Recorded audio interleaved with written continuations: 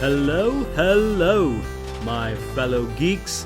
Welcome to episode number 54 of the Indian Av Geek. My name is Vishal Mehra. Today, we are diving deep into the world of aviation data, and I mean really deep. Our guest is someone who spent nearly 2 decades untangling the mysteries of aircraft markets, airline networks, and the kind of analytics that make numbers tell stories. He's a former airline pilot, a data visualization wizard, and a self proclaimed contrarian who's been eerily accurate about predicting aviation industry trends. From forecasting pilot shortages years before they happened to calling out aircraft overshoots when everyone else was looking the other way. He's basically the aviation industry's favorite person to prove wrong, except he keeps being right. That man is Courtney Miller, the founder and managing director of Visual Approach Analytics. As a side note, I got to know about Courtney and Visual Approach through two ways. First, via one of my favorite aviation websites, Cranky Flyer. Brett very often collaborates with Courtney on his important pieces. And of course, Courtney hosts a fantastic podcast with Garrick DeChavon called Time on Wing. Welcome to the Indian Av Geek, Courtney. Oh, it's great to be here. Thanks for having me. It's great to be on someone else's podcast where I don't have to come up with all the questions. So happy to be here. Yeah. How did you and aviation happen?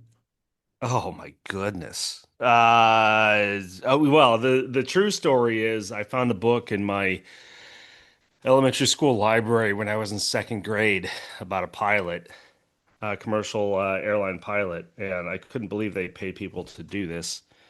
And the rest is a story of deep addiction and the inability to be excited about anything else outside aviation. And here I sit, you know, 35 years later, still kind of working in the world of airplanes. You are, of course, the founder of Visual Approach Analytics. What inspired your move from piloting and airline operations to aviation analytics and founding Visual Approach? How did your previous roles shape your analytical mindset and maybe even ambitions? Yeah, it's actually a pretty common story in aviation. I mean, if you're looking at like a career day, nobody at career day has a table for aviation analysts, but there probably is one for pilots, and that's how most people find their way into the industry. For me, coming from a very small town in Indiana, that was everything under the arrival path into Chicago O'Hare, which was the busiest airport at the time growing up, just to show my age. And so off to school and the flight deck, and it was fun. It did a thing, but I found myself, and this is quite common. We have a saying where, you go and be a pilot so you can figure out what you want to do when you grow up. Because there's a lot of time spending watching, we say watching the DME, which is the distance measuring equipment, tick down to zero when you can land. Hours and hours of boredom interrupted by moments of sheer terror. That's kind of piloting, but it's really all about. I mean, it's if you're doing it right, it's actually quite boring job, and I mean that in all the best ways possible. So I found myself daydreaming a lot, kind of looking at, got involved with the local union in doing analysis and understanding and forecasting, and that really kind of piqued my interest. And then from there, it was, a story of kind of stagnation on the seniority list to, oh wow, I kind of like the analytics side. My first jump was into network planning, which is what I actually it was my second uh thing that I really wanted to do after being a pilot. It's changes through life, right? So I went off to do that, and then it just kind of, leaving the seniority list was the big decision. The security and kind of the longevity of the seniority list to kind of jump into the competitive space, and it really kind of succeed or fail on your merits continuously. From there, then I found myself at Bombardier in the sales and marketing, where basically we were business consultants, where we were building business cases that all ended with the conclusion you should buy our airplane. Some business cases were more successful than others. But that's where I really kind of found a love for, I don't like the term storytelling, but I guess that's kind of what it is. Really digging through the complex data and coming up with meaning. From there, then from Bombardier, then it was just simply, what do I want to do? Right before COVID, Bombardier was exiting the commercial aircraft space, and I just wanted to do the job that I had the most fun doing. So I started Visual Approach Analytics, and then very oddly enough, people started giving me money to do that. So I just kept doing it, and here I sit 5 years later. Why do you say oddly? Were you of the opinion that it will take time for folks to realize the value of the work you are doing? It was it was both a pleasant surprise and kind of a rude awakening all at once. Yeah, when I first started Visual Approach, about half of my time I spent working with John Ostrower and his publication. So I published analysis through the Air Current. It was an amazing time, and boy, did I ever learn a lot about writing and editing, and had some very, very heated arguments over the Oxford comma, which I'm sure John would still. The Oxford comma, and I'm a huge proponent of two spaces after the period. I'll go to my grave for that one.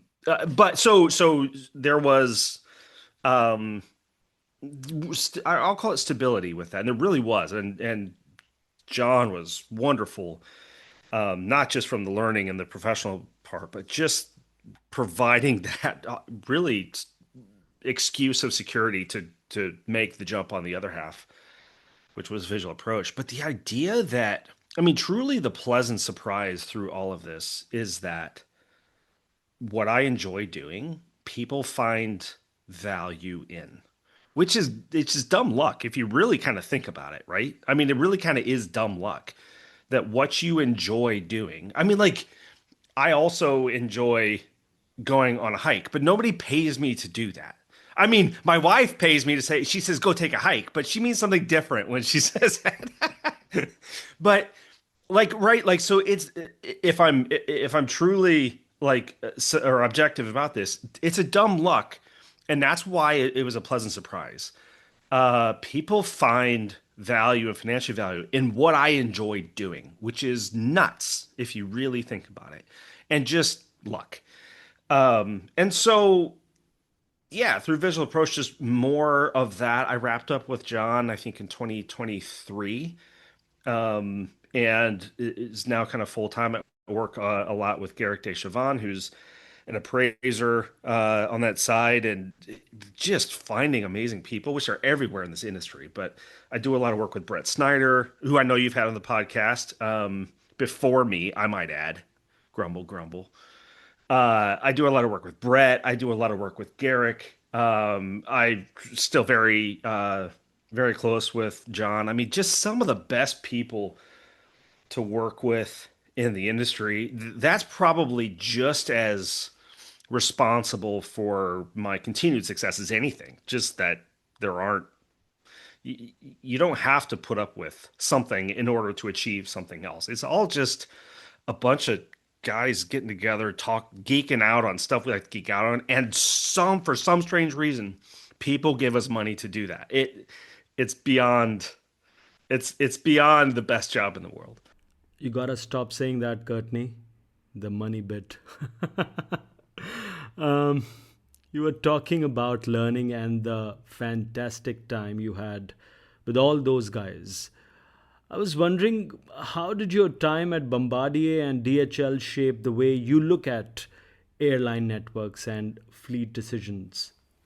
Uh, Frankly, it's not the answer that I think most people would expect. If I'm truly retrospective and look back on those times and basically all experiences and how they've kind of built to my experience today, it's the things that you wouldn't necessarily expect. So the memories that I have from DHL that really stuck with me were the days when I would just walk through the sort facility and watch the actual machinations of the operation. The times in the on the flight deck that really stick with me are the conversations that I would have with the various captains that I was flying with and their perspectives, and the same at Bombardier, which was up until my new gig the best job that I ever had. I mean, it was just an incredible place to work. And so actually kind of getting in the weeds has stuck with me more than kind of the tools and the things you learn. DHL was fascinating from a network planning perspective because I call it upside down network planning. And most network planners in the passenger side, they have very finite capacity, which are seats. Once you fill the seats, that's it. I mean, there's some overselling, but you kind of get the idea. There are so many seats, and you manage the network through revenue management to get the most for those seats. In cargo network planning, nobody knows at the parcel office when you take your box to ship it, nobody looks to see, well, is there enough room on the 767 tonight? No, they just take your box. So you have this varying supply that comes through the system. So we were kind of doing it backwards where we were guessing basically how many customers or passengers would show up that night, and then designing a network not only to handle that, and it was much more statistical from that perspective, but then building redundancy. We would launch airplanes empty from the West Coast so that we could and fly as slow as they could so we could divert them to the airport that needed to be recovered. All these type of things, just very different types of approaches to the same problem. And then Bombardier really expanded both kind of my knowledge of things like poutine and Tim Hortons coffee, living in Canada and the metric system, but really that storytelling aspect as an asset um, was very different. The idea that whoa, this suddenly is valuable to clients and customers, and that all of that has kind of culminated in visual approach, and then all of that will then combine into whatever I do next, which is probably going to be retire 20 years from now, 20 never. I mean, right? So it's just the combination of everything. No really strong answer of, well, I learned Excel here and I learned SQL there. It's more of those soft elements. I'm guessing looking at trends and forecasting is an important part of the job at DHL. Is that forecasting slash planning different from how one would do network planning for a passenger airline? Are the tools used in both cases vastly different? I'm just curious to know how the cargo majors go about their fleet planning and their network planning. I mean, yeah, it's all connected, one of the same, and the fleet planning is very different too. But just from a network perspective, I mean, look, it's very different from passenger network planning. You have QSI models and all the stuff on the passenger side from the work that I've done there. You have passenger preference. You have all sorts of more macro or kind of mid macro level tools on the cargo side. Quite frankly, the big driver and the value that you kind of brought to that team was more operational. This is the real differentiator. Things like, keeping a list and organized of, okay, what loading facilities have what ramp loading capability and what aircraft can I park there or what aircraft can I not park there? Container rotation. What aircraft carry how many containers? How can we split them up? How can we load them to make sure they're in the right order to maximize this, maximize that? You have vastly different peaks and valleys. How to leverage a ground network. That's something that you just really don't see on the passenger side. If a square box finds itself on a on a round airplane, there's something screwed up somewhere. We'd rather have that on a truck. It's only for speed that we put it on an aircraft. You know, the I say this often. The airlines are an absolutely fascinating place to be. It's a wonderful place to be if it weren't for those pesky passengers, right? Now, those passengers do one thing very helpful. It's very useful in the operational process, and that is they walk themselves on and they walk themselves off an airplane.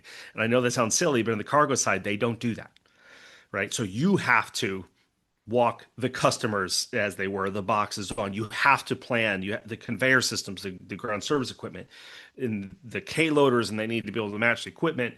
And you need to load or plan, allow for the loading of the containers appropriately, have trucks there. Not only that, have trucks take the full containers away, but then make sure that there's another truck there with empty containers so that it doesn't become imbalanced. They get loaded back on, what have you on the kind of cargo side. So the network plane is completely different. And then the peaks and valleys, as I was talking about, the two most stressful days in network planning at DHL were the day before Valentine's Day and the Friday before Mother's Day, which is always on a Sunday here, because of flowers. Flowers are shipped through the express network like crazy. They all come in at once to a facility, and you got to guess where those are going to go. Where are those flowers usually shipped in from, like El Amsterdam Salvador? or Well, Europe? for us, yeah, they come from like Colombia, from El Salvador. California has a lot of flower growing facilities as well, so we know where they're coming from. They show up in Miami usually. Um, just truckloads, actually boatloads of flowers, and then you get to figure out where they're going to go, and you're guessing. So you've got to get them ingested into your network, distributed out to kind of the end customers, hopefully before Valentine's Day or Mother's Day, and hopefully still alive. That's kind of the key That's the element. key. Yeah.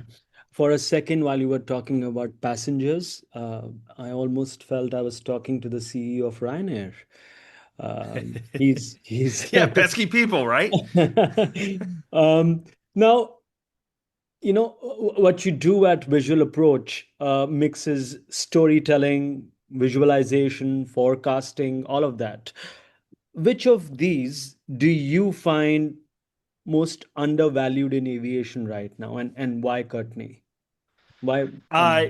Yeah, there's a boring answer to this. The first is that storytelling and visualization are actually the same thing.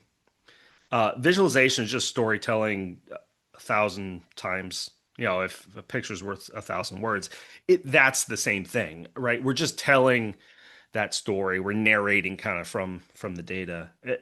But the forecasting, I would say, is really, I would say it's not least understood. It's most misunderstood.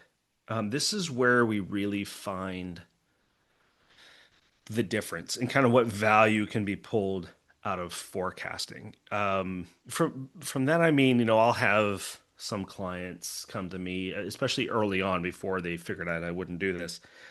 They'd say, "Look, we need a line. Tell me what it's going to be like 2 years from now, and draw me that line." And I'm like, "That's pointless. Like, I guarantee you, it's wrong. Like, there's no sense in just drawing you the line. You need to understand what factors are influencing that line. The value in forecasting is not in the destination, it's in being the first to know why it's wrong and then redrawing the line at each given point.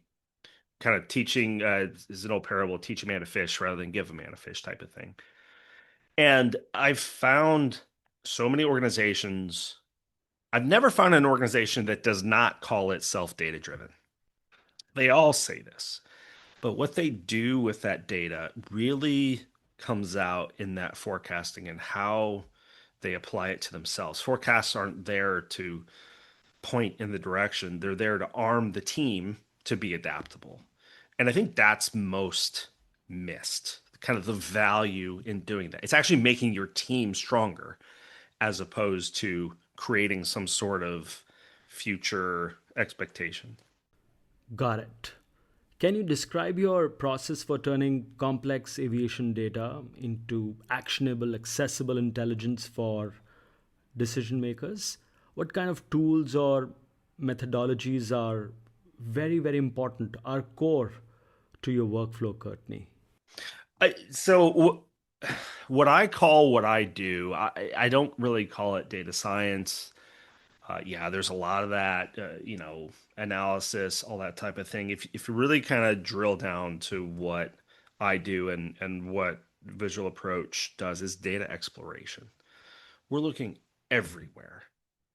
And once we find a data set that correlates, great. I'm no longer interested. I mean, that's kind of automatic. We're looking at the weirdest things. Uh, you know, we were looking at shipping container prices. Why? Well, because if you can't get shipping container, the only other option is air yields, and it's actually a leading indicator into what air freight's going to do. A lot of economic data, a lot of um, visas lately with the kind of the U.S. geopolitical environment, the number of visas issued and which countries. There's a, excuse me, there's a travel connection between kind of those countries or those cities when you have it. Job movements between jobs in the U.S. They look at what where people have migrated for jobs. So where they've left and where they're going to. And that creates a connection between two cities. We're always looking at just the weirdest stuff and looking to see, based on what's happening today, what kind of points us in that direction. From a technical tool standpoint, again, it's disappointing. There are two tools that I use most often, and it's Excel and it's PowerPoint. That's it, period. Do quite a bit of work in Python. We have our relational databases. Yeah, we build AI models. Just the AI models aren't what you necessarily think, not like the LLMs or the chat GPTs of today. They're the more traditional machine learning models, but they're also trained to be very specific on very specific things. And to it, aside from good old Mark One brain, human brain, That's the best one so far, at least. it's the oldest. Yeah. Is there an example you can share, Courtney, where a visualization or the work that Visual Approach did really changed choices or decisions for a client or helped in decision making? Yeah, so we had an event in aviation. I don't know if you've heard of it. It was called the COVID pandemic.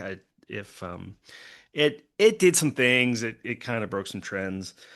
During that time when travel was just so low, airplanes were parked everywhere. People couldn't travel. It's not they didn't even want to. It's they just simply couldn't because of travel restrictions. And as such, aircraft production was down.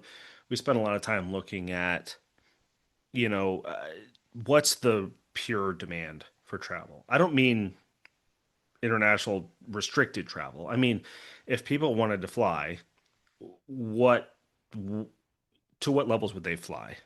It was way higher than the amount of capacity that was going to be left in the system or even available in the system. So this was in 2021 we first started talking about an aircraft shortage, which is insane, like certifiably. It granted, I can now like say this with confidence because it came to pass, but to be talking about a shortage of aircraft with so many aircraft still parked was probably I think inadvisable is probably the best word. But we saw it, we felt it, and within a few months, the industry. I mean, it happened very quickly. They really started to see that. So we worked with a lot of companies on that.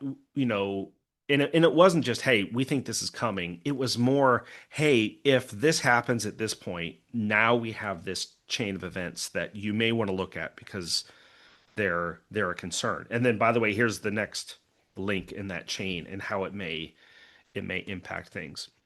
And so from that came a lot of visualizations, as you would expect, and a lot of the reports that we were and presentations we were building for these clients. And what became most interesting was kind of working from my favorite chart, which is the good old fashioned line chart. And you can kind of play it through time and say, okay, if you were here not knowing what happened, what would you do? Okay, if you were here, what would you see? What would you do? You can tell a story with a simple line chart just as simply as anything. It really kind of it shows kind of the different decision points that can happen over time. And then most often the most valuable that, and we still do this today with all of our forecasting with our clients, we say, okay, look at this chart. What do you see? What do you think will happen from this chart? And they say, well, I think it'll go this way. I said, okay, now what do you think your competitor who's looking at this very same thing is going to do? That gets to the actual forecasting, which is still an if then construct, right? You're still dealing with, and this is what I think most people miss in kind of the forecasting element, is that nothing stays the same. We as a species are incredibly adaptable, which means we are going to do something. So you can't assume that things will stay the same and keep going forward. You have to understand how your competition, your allies are going to react. That will create the trend that will be going to the future, not necessarily the trend that you see today. So it's that thought experiment that we spend most of the time working with without giving specific examples on how my clients are all making insane amounts of money, even though I'm not. On that, on making money, let's help some Indian carriers with that. What fleet decisions would you press India based airlines to make differently today? And primarily, there are two big ones. There is Air India and there is IndiGo, of course. And then there are small ones like Akasa, perpetual issues with Boeing deliveries. Then there is a cat with 1,000 lives called SpiceJet. And then there are and some regional operators. A lot of what I would do, where I would advise on the Indian side actually has just taken place. So I think a big shift has just taken place in India. So you can kind of look at India and as, from an aviation perspective and just call it the source of demand, right? Like there are so many people, that economy is growing, the population is still growing, the propensity to travel is increasing. Just think of that as like the source of passengers going forward for the next probably 20 plus years. What has always been very strange about Indian travel a from an international perspective is that the international travel to and from India was largely not on Indian carriers. Right here, you have a very large point of sale market, and it's largely served by the big three out of the Middle East, right? Qatar, Etihad, and Emirates. And so, my big, I don't know if you could call it frustration, but kind of my big frustration with the Indian carriers before was, man, put your flag in the ground. Let's go, right? Like carry your people. Build that wide body fleet, do it well, and take back your share, your home market share, which by the way they've largely done, and that's really kind of in the past year and a half. I mean, we're seeing the big, well, whether or not they're able to attract the share, that's yet to be seen. But we are seeing the big wide body orders. It's a risk. Second to that, I would say India is is not for want of ambition, right? I mean, there's always new airline, very aggressive growth. What I think, and this is it's not the only region where that's been the case. Kind of as you look back through history, but there's just so much growth and so much demand there. I think from now going forward, what I really want to see isn't necessarily out of the future fleet plans, but in as simple as execution. And this is what Indigo has done very well. The airline has executed on that vision, right? That plan that other airlines have not. Um, it starts to manifest itself in simple ways like profitability, right? But this is where I mean the ambition starts and it pushes things forward and the market gets crazy, even though it's a huge demand market. I mean, it's something we've seen before. We've seen it in Latin America. We've seen it Indonesia. I think is a great example that is probably a decade um, or so kind of in the future in those regards where they kind of went nuts in 2010, just throwing or in the 2010s, just throwing capacity at it. Post COVID, you have Garuda and Lion Air kind of much smaller than they were, not playing that grow at all cost game. Now it's an execution game. The sooner you can get more into that profitability and execution mindset, which again is competitive. It's largely dependent on the least rational player in the game, the better. But during this time, the market just keeps growing. Like it just keeps growing at unfathomable rates. And by the way, the economy and the geopolitical standing of India just continues to improve. And so, we have a saying here in the US, rising tide floats all boats. That dynamic is at play as well. It's just a great place it's a great place to run a good business. Right. You were just talking about profitability. Indigo is doing all right, although the past quarter was strong on revenue and operational efficiency, but all of that was overshadowed by considerable net loss. Yes, India is emerging as one of the world's fastest growing aviation markets, certainly from a domestic point of view. Yet, profitability remains a chronic challenge. In your experience, Courtney, of analyzing global airline data, what are the less obvious structural or strategic issues that you believe keep Indian carriers from sustained profitability despite rising demand? Which data signals do you look for to separate hype from actual business traction? Believe it or not, fair. Um, I look at average fares or yields. Um, that's where you really start to see kind of secondary evidence of market strength. Now, it could be undersupply that's driving those yields, from a profitability standpoint, that's good. Or it could be just as simple and kind of soft as brand awareness. Um, but it's really all down to what kind of pricing power can the airlines command. In the US, to kind of go to an extreme example right now, we'd been complaining about the commoditization of the airline industry for decades. And then suddenly you have these ultra premium airlines doing very well and the low cost airlines not doing well at all. So it's kind of that postmodern world where that brand differentiation has really become a factor for India in particular. I want to see Indigo really, and actually Air India. This was kind of attempt of Vistara, I think, when it first kind of started. But now kind of a part of the overall process. I want to see some real pricing power. I want to see passengers say what they say when they board an Emirates aircraft, which is, "Oh, I fly Air India because."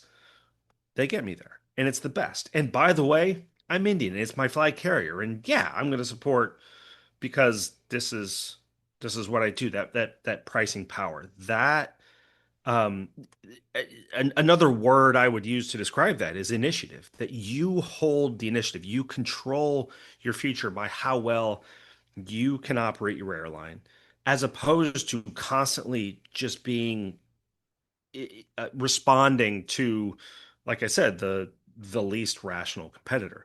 And that's something that, one of the most frustrating things running an airline, I imagine, I haven't done it myself, but is approaching with discipline and somebody somewhere with a couple $100 million comes in and screws all that up.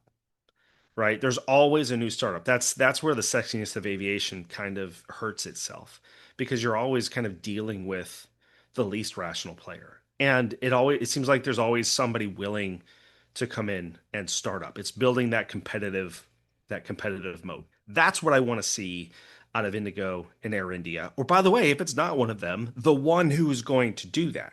But I think we're clearly building into kind of a duopoly, the long-term um, system that's going to be serving India here over the next couple of decades between Air India and IndiGo. And it doesn't mean there's no room for the other players. There absolutely is, but more from the dominance standpoint. I do see a period of rationalization, which I think is good for the long-term growth of the market. Staying on that, fleet strategy and aircraft orders make headlines in India, especially with recent record breaking deals. A couple of weeks back, Indigo confirmed additional 30 options for their A350s into firm orders, and that news was plastered. From a data and network planning standpoint, how do you assess whether Indian airlines are pursuing fleet growth at a healthy, demand driven pace versus just over ordering, being over ambitious? What metrics or trends do you monitor for signs of overcapacity or underutilization or potential systemic risk in the marketplace? Yeah, three things: G, D, and P. So GDP, it's economic output. Functions of GDP are population growth, income growth. The propensity to travel is kind of on top of that, but it really kind of moves with GDP. So that's kind of the simplest way to look at it, and it's pretty good. It's pretty accurate. I would warn people against trying to be precise rather than accurate. Be accurate is definitely directionally accurate. So GDP gives you that long-term direction and that slope, right? Like at what rate do we think we're going to be growing? And by the way, it's going to ebb and flow around it. But that's obviously very macro. From an airline perspective, though, so once we take this is just kind of walking through a very high level our forecasting process. Once we take GDP and kind of grow it out, that's only half of it. Then we have to say, okay, who's going to get what share? And this is where it switches from a statistical exercise to a game theory exercise because you can have airlines growing into an oversupplied market with a bucket of cash and they'll win. So the idea of game theory and how they're going to compete, who has, cash is life in airline terms, right? I mean, you could basically, I mean, look, if you want to know how long an airline's going to last, look at its cash burn and its cash. And granted, more stuff may come in if they take on investment. It could get worse, but that starts to drive cash is what will drive the better airline out of business, which is beaten by the airline that's may not necessarily be run better, just has people that are willing to keep putting money in until the other guy runs out of money, right? So that's why moving from that look at GDP and translating it into share isn't a statistical exercise. It's a game theory one. Who's the craziest guy in the room? And by the way, if you want to run a successful airline, you got to be the craziest guy in the room long enough to switch to rationality. That's a difficult switch. I'm oversimplifying, but the from India's perspective, I think it's that hyper competitive market. There's always somebody somewhere willing to start up something else and just throw capacity at it. And that's really difficult. So, kind of getting back to that original question, what do I want to see out of let's say out of Air India and Indigo today? I want to see pricing power. I want to see customer loyalty, not like loyalty programs. I want to see customers, I want to see them do something that a startup can't necessarily do. And they already can and they have that reach. But that's where that market really moves into a long-term mature market from more of the call it a competitive nightmare that it's seen, through the cycles. There is a lot of talk from the government and the airlines and the airports about being a global hub, especially as Indigo and Air India grow more and more.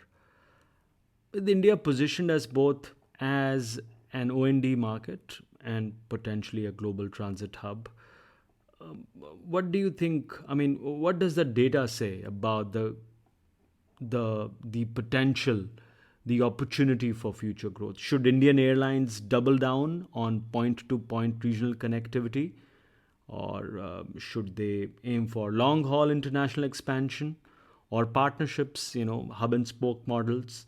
How can analytics help stakeholders avoid pitfalls as these all these strategies evolve?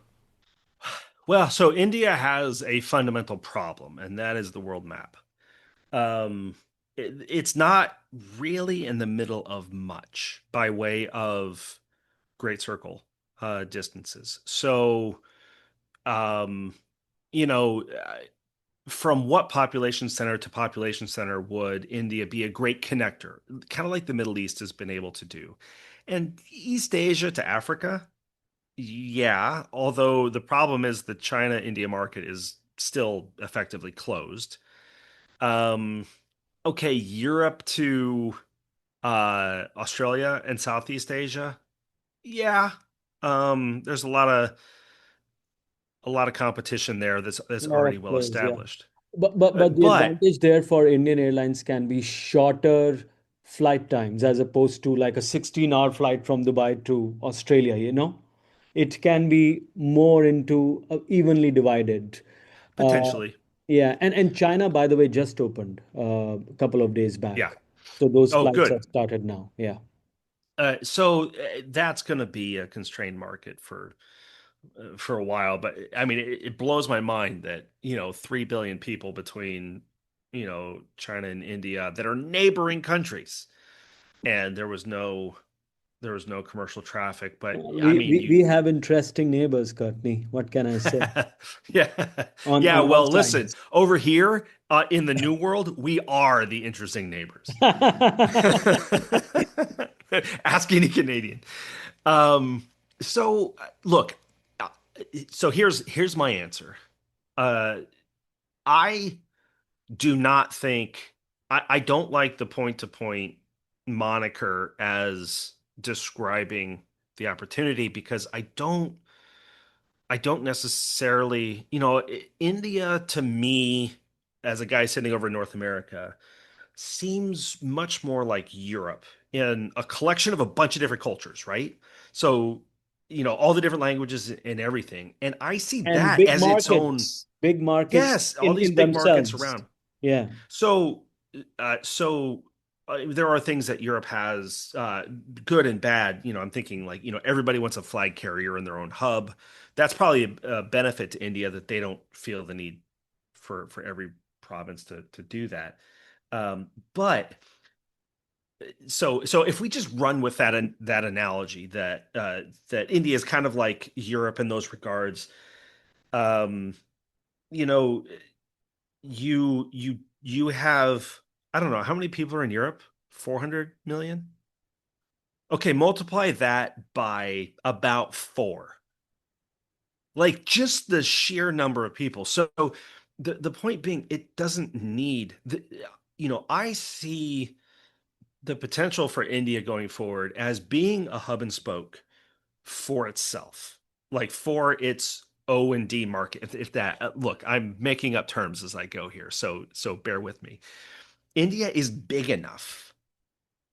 1.5 billion, is that right? Well, just we in are population. 1.3 right now, but give us an year. We will try to, Yeah. 1.5, See, 1.4. I always look to the future, right? And growing still, like, by the way, population growth is no longer something that we can just assume if we look at China, but we can in India, right? And the propensity to travel and the average income and like all the things point in the right direction. The one thing India really has going against it is that there are no real geographic barriers within the population centers, right? So you don't have to, to domestic India has to compete with the train, the bus. You don't have like in Indonesia, for example, like that's shooting fish in a barrel. I mean, the only way is by air between a lot of those cities, and that's something that India doesn't necessarily have, which also, by the way, is an economic benefit for a ton of other reasons, right? But just the mass of people moved efficiently.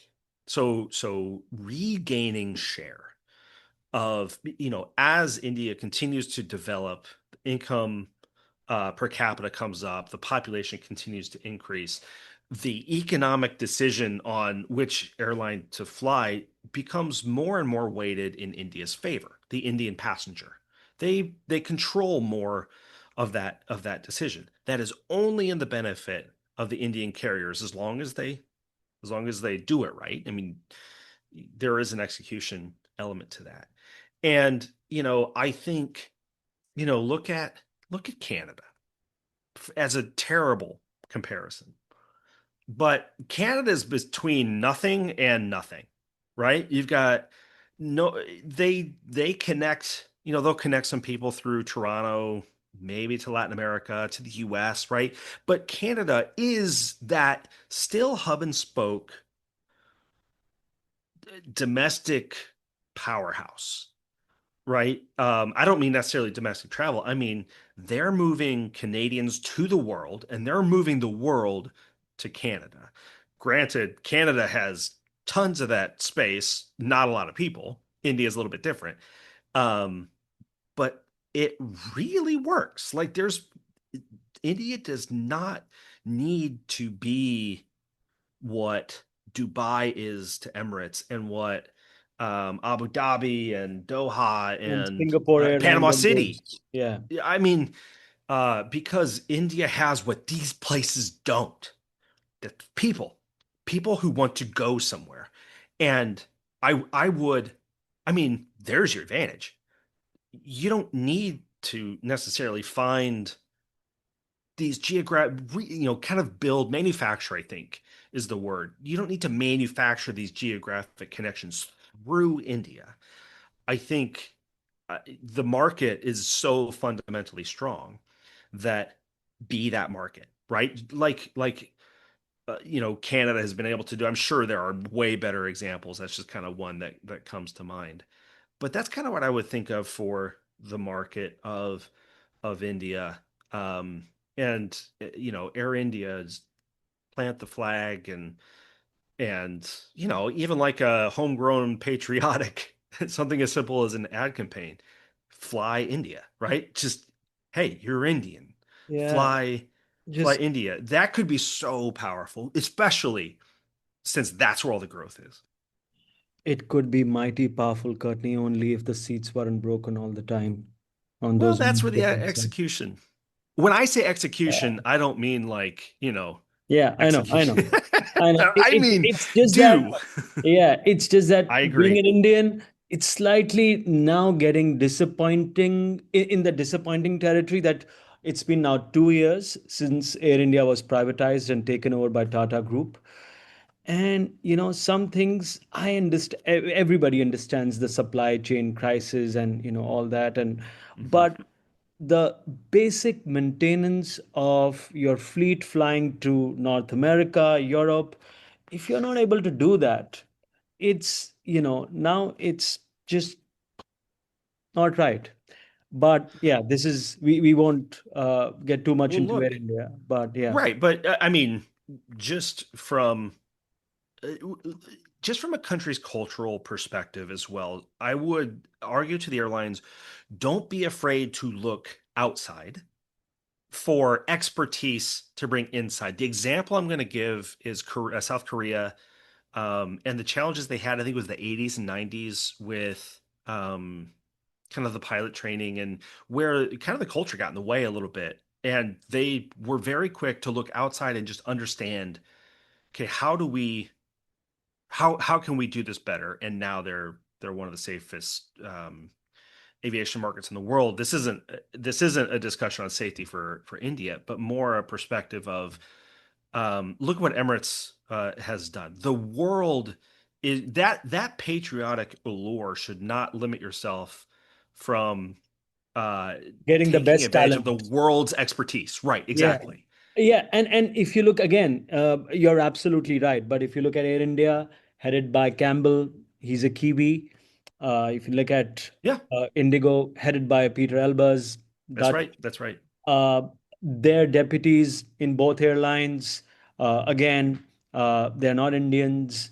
So many other heads in departments are not Indians. Um, they have consultants, some of the best consultants around. Um, but somehow the execution has been, again, as an Indian, it's been embarrassing. All the news that I read every other day on 1 Mile at a Time or other aviation blogs, it's just, it's embarrassing. I don't want to make fun of it anymore, but it's, yeah, I hope it takes a turn, the right It's turn. that company culture. Yeah. Um, and it may be across a bunch of different companies, but the idea of the real problem is that the local Indian talent that really appreciates the quality from a labor perspective have probably in the last 10 years been recruited by Emirates and Qatar. So you've Absolutely right. right. And that company culture breeds more of the company culture. It takes time. But you're right. That brings me back to execution, right? Like you, at some point, this was my big criticism of JetBlue here in the US, where they said, where are we going to grow? And we're like, well, what if you just ran a good airline? That's what I would say. Like, that's the number one uh, go get, I would say, for India right now. Show us that you can do it really well. The Right. growth is going to come. You can't not. Like, come on. The growth is coming. Whether or not you're ready for it, the question is, can you serve it? That's the differentiator today. And you know something? The Indian government, to their credit, is trying to help both the airlines. Dubai hasn't gotten more bilaterals because, and Tim Clark has been shouting from the rooftops for it. Singapore Airlines, although 25% invested in Air India, they haven't gotten anything. I mean, they've just gotten something extra, but that's next to nothing, and not from major metros. And similarly other Middle Eastern carriers. So the Indian government is trying to help, to grow these carriers, but now it's up to these guys. So yeah, let's hope they stay on the right track. Let's move away from India to a slightly more global outlook. I just want to know from you, what are the most exciting developments, whether it's in technology or business models or fleet strategy or regulatory shifts that you are seeing in global aviation right now? Anything which has caught your fancy, Courtney? Um, there's new stuff coming. Actually, we're in a period of hurry up and wait right now. There's so much quote promise of new technologies coming that everybody's afraid to actually deploy one because nobody's sure which one's going to be the one to do it. I mean, like hybrid electric, the hydrogen talk is kind of quieted down a little bit, right? But so we're in this weird waiting period from the technology standpoint. But the things that again, it's boring. Boring is good, right? The things that really excite me, there are two airlines that I look to routinely that I'm just so impressed. One, and I talk about them from time to time is Allegiant. And they're not killing it right now. They're having their challenges, but what Allegiant brought to the market, they completely flipped fleet planning on its head. It was all about how new of an airplane can I get, how low a fuel burn can I get, and how many hours can I fly it. And Allegiant said, what if we got the oldest stuff with the highest fuel burn and just only flew it when it made money? And they're migrating from that as they grow, but I think that example is underappreciated in the overall, well, just the overall business community, just how they did everything wrong by the textbooks and killed it because it was so backwards. The other airline, I mean, there are so many great examples. Just the one that really sticks out to me right now, believe it or not, it is Ryanair for all the same reasons that they have for so long. But what I've identified with Ryanair today that makes them so unique, Ryanair does not need to grow to maintain low costs. And that flips the airline playbook on its head as well. The idea that you don't need rapid growth to achieve low cost, which achieves that kind of cost parity. So Ryanair is kind of the lone example that we can look to today and say, no, the low cost carriers aren't broken, they're just too expensive. Because look at Ryanair, right? They continue to operate well, execute, and go forward. So from like a future kind of perspective, it's almost like the value is getting back to the roots, understanding what your roots are, executing. I mean, for airlines, I mean, for an Indian audience, that's what I would just reiterate again. It's all about the execution. Go and do it well. And those are the airlines that are doing it well. Obviously, you have, very successful airlines around the world, but those two kind of stand out, you know, into the future, kind of the new way of thinking by almost kind of embracing old thinking in a weird way. How have you seen the role and value of data evolve in aviation decision making over the past 5 odd years? Has AI or machine learning meaningfully changed the landscape? And what's hype versus reality here? So let's start with the first one. How has data changed? Well, first of all, the buzzwords have changed. Um, so remember the term big data, um, right? Which, by the way, just still exists. It's just we don't use that term big data, but it was all about just collecting all of the data, big data, just get the biggest databases, just collect um, and access to that data. That was kind of 10 plus years ago to the cloud 5 years ago. It's all about the cloud computing, all these things, which just means somebody else's computer. But whatever, it's distributed. Today, it's more in that AI space, um, what you do with the data. I would say, from what I see, like I said, every company I've ever worked with or talked to all says they're data driven. The speed at which they say they're data driven is inversely proportional to how data driven they actually are, if that works. Um, and so right now there's a rush into AI. I think we're starting to see that pull back a little bit, but you asked the question, is this something, and I've spoken of this at several conferences, spoken about this, where the question is AI going to change the way we work or is it overhyped? And my answer is yes, both are true. Um, it already has changed the way we work. Uh, any of my coding, it's my dirty secret. I have 10x'd my programming ability, speed, productivity through the use of, I'm talking LLM, Anthropic models, the traditional what people think of as AI. That's impressive. But uh, that doesn't come without the knowledge on where to point it. And that's where I would say the companies today are getting a little bit ahead of themselves. Not a little bit, a lot ahead of themselves. on AI. We're just coming out of this period where everybody just wanted to say they're using AI. We're using AI. And it was probably an API call to ChatGPT that just brought back something and they dumped it in a model or something. We're coming out of that. McKinsey released that article that said, 92% of AI projects fail. And my first thought was, seems a little low. Um, Sorry, if McKinsey is saying 92% of AI projects fail, I see a bit of self interest there. Uh, maybe, but did they count their own failure with the Australian government where they had to or, give all the or money or the back for using? Saudis, or the Saudis for Right. that Yeah. matter. The, uh, the Sorry, I digress. Please. this isn't just a whole other podcast episode. This is an entire series of podcast episodes on AI, right? But from the aviation perspective, first of all, you have to consider that aviation is inherently conservative when it comes to new technologies, rightly so.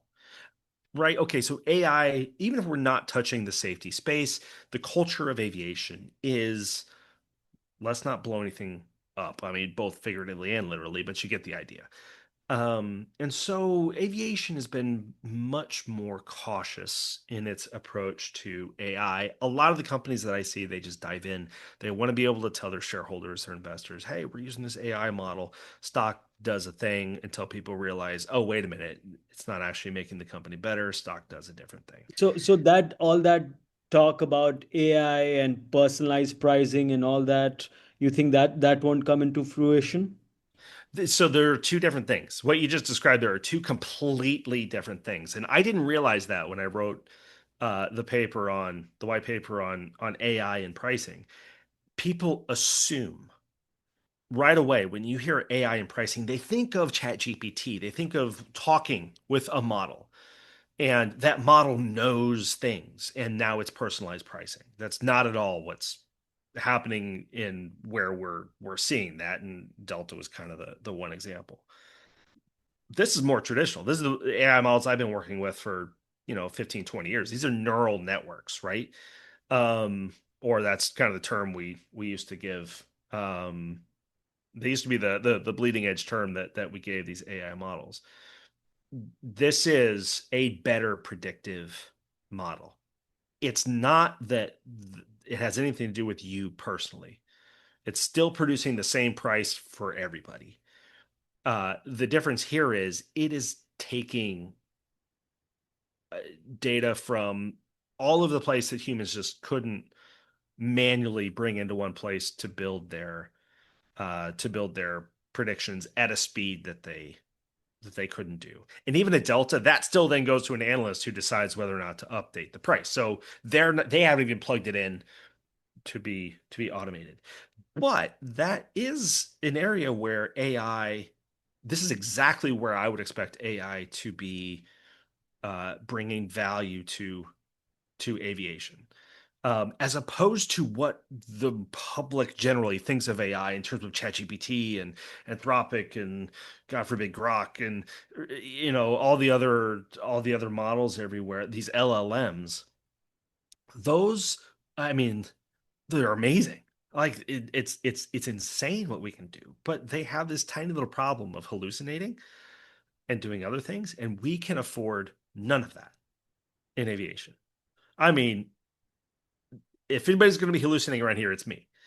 So in aviation, it's the progress in AI is probably not going to come from the language models. It's going to come from these specific machine learning AI model.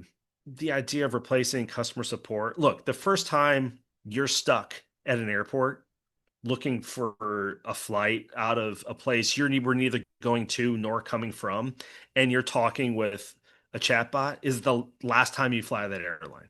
Give me a real person, right? That's what limits kind of that LLM from kind of the aviation perspective. And I would argue that in aviation, actually, it doesn't matter. In the service industry, the human being has become the differentiator. This is fascinating. Looking ahead, Courtney, what do you see as the next frontier for aviation analytics? Uh, yes. So the big problem that we're having in aviation right now is airplanes are great, but they're pretty useless without engines. And the engines are where all the challenges are coming from. So whether that be just the reliability, I think the better term, as I guess on our podcast, Shannon Ackert put it, it's not reliability, it's durability. These engines are coming off wing, they're going through maintenance. The maintenance checks are much more expensive on the GTFs, the Maxes, this new generation of technology. And yet the collection, it's not trend monitoring, it's more macro level connection of data um, and data points at that level is not great. I could see there's a lot of room for those with access to that data to really understand, okay, matching condition of engines that you don't see until you tear it apart with the environment in which it's been flying, right? We all know, like, oh, India is actually a great example of it's just that environment, the dust, the pollution, the heat, the humidity just chews up engines quickly. Okay, what part of the engine? How? How do we get down to the individual component level? And with a lot of the lessors, investors that we work with directly, that makes or breaks a deal. That blade or that stage of blades or stators in the engine that's a life limited part or a shop visit or this could represent a $20 million check or more to a lessor just to get that engine back into operating order. That is where I see, just from a micro perspective, an example of where I see data and analytics and predictive technology doing a better job of planning. It's kind of that maintenance planning, understanding, okay, how can we first get the most out of these life limited parts, both LLPs as well as just the rest of the engine. And then how do we minimize the impact on the downside, not to mention manufacturing improvements, on and on. Could older wide bodies regain commercial life with a new engine or new missioning assumptions, or is that a false hope? No, I think it's a bit of a false hope.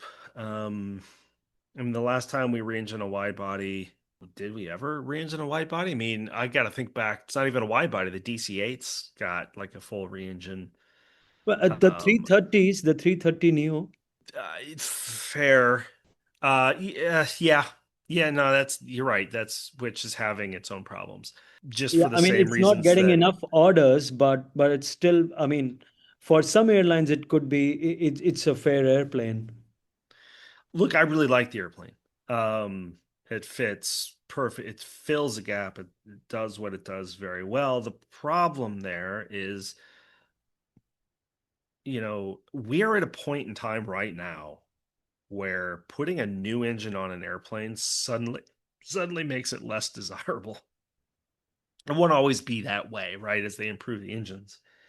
But for an airline looking at, let's just use the 737 as an example. For the airline looking at the CFM 56-7B, that airplane burns about 15% more fuel than the MAX engine.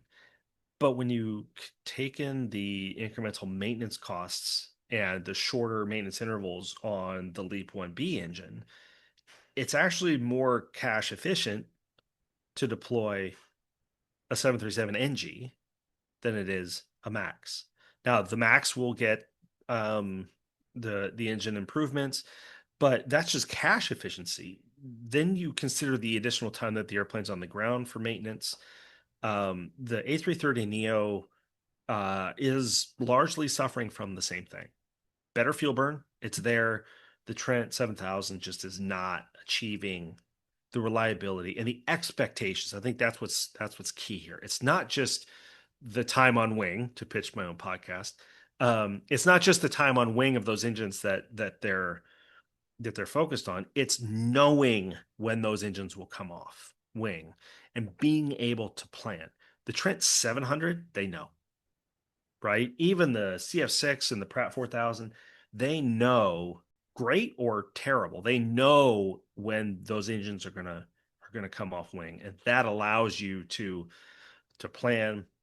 But they're also hanging on wing a whole lot longer, so getting that durability up um, Yeah. really is where the value is in the future. And so, from a wide body re-engineering perspective, you're kind of taking the part of the wide body that isn't, I mean, I hate to say it, but the airframes today are pretty much just portable engine stands. That's how important engines are. So keeping the airframe and adding new engines right now is Yeah, not positive it's unless tricky they re-engine business. the Neo, or Yeah, they re-engine the Trent 1000, or they right. yeah, yeah, I don't see that yet. right. And don't worry about promoting the podcast. I'll be doing that in the intro and the Awesome. outro. Courtney, one aviation metric that everybody watches, but most people misunderstand. What would that be, in your opinion? Load factor. What makes people misunderstand it? It's so simple. It's number of percentage of seats filled. But I think people attribute too much. Uh, they attribute too much to it. Because the real question is how many seats, what percentage of seats are filled at what fare? So Remember that yields. these. So it's So load factor and yeah, yields. really, it's RASC is what I look for. But I think load factors overused a little bit. I'm so happy you said Rask and not Rassen. Wow, great. You're speaking to the Indian audience clearly Yeah, well, I have to learn. I there. have to translate in my own head. Favorite airline innovation that you would copy globally, that you'd like to copy? Again, I'll just geek out on Allegiant's fleet planning process from back in the day. I And just and thought Delta did that for a long time, Delta right? does too, absolutely, and which was a subset of Northwest. I mean, they had DC-9s into the 2010s. Um, I think that approach. I don't think the actual act of that fleet planning. I think the approach of just getting everything down to its core elements and then understanding what you're good at and moving from that. It's a cop out answer, but it's one I wish the airlines would do. Yeah, and personally, I don't understand the fascination with having shiny new planes only. I mean, if you can just keep up the product inside updated, that should be more than enough. If the planes are, airworthy, you're good to go. Do you have a favorite book that you'd like to recommend to listeners as well? It's very US centric, but the book I always talk about is, well, Shannon Ackert wrote a great book for anybody looking at the um, for anybody looking at the aircraft space, like aircraft evaluation. I forget the title. I don't have it. I will just call it the Bible, according to Shannon Ackert.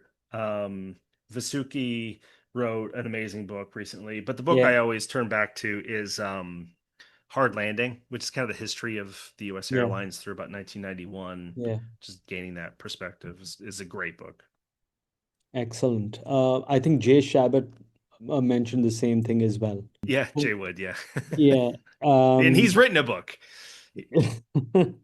your favorite podcast, barring that Uh, one. this one excluded because And this that one is, excluded too. and the advertising one, which I did listen to. Um, look, the honest answer, my favorite podcast, believe it or not, is not aviation. I have a hard time listening to aviation podcasts without yelling, I disagree, and nobody can hear me. Uh, a podcast called Hardcore History, which is a history podcast, but it really just challenges my perspectives. It's more of an audiobook than a podcast. I mean, it is a Got it. podcast, but it's, I mean, just Awesome. Thank you so very much, Courtney, for your time. I loved having you on the show. Great chat. yeah, had a great time. Thanks, Vishal. I'd say check us out. Time on Wing podcast. We talked to a lot of leasing and industry CEOs, of course, Visual Approach, and yeah, a lot of fun. Thank you. And that's a wrap on episode 54. Massive thank you to Courtney Miller for taking us through the data rabbit hole and emerging with genuine insights that actually matter. Reminder that you can hear and even watch Courtney and Garrick on the Time on Wing podcast. Brilliant guests every week. Next Sunday, the Indian Ad Geeks episode 13 will feature the CEO of ASCII, Manisha Kapoor. For now, don't forget to subscribe and share this episode of the Indian Av Geek with your fellow Av Geeks. Courtney is at Miller22 on X, and you will find me everywhere as Vishal1 Mehra.